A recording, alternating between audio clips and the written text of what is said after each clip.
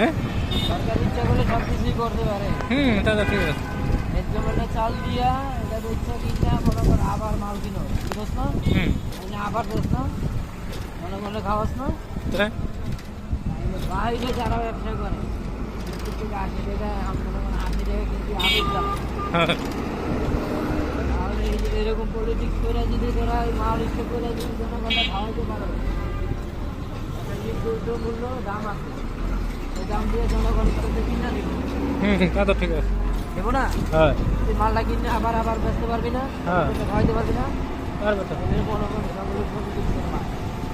এই জায়গায় খাওয়াইতে পারিস না, ওই মালটা কিনে আনলে একটা কিনে আনলে ওটাও তো জনগণ আমরা কিনেই দেবো, আমরা তো আর এমনি দেবো না, দিব না।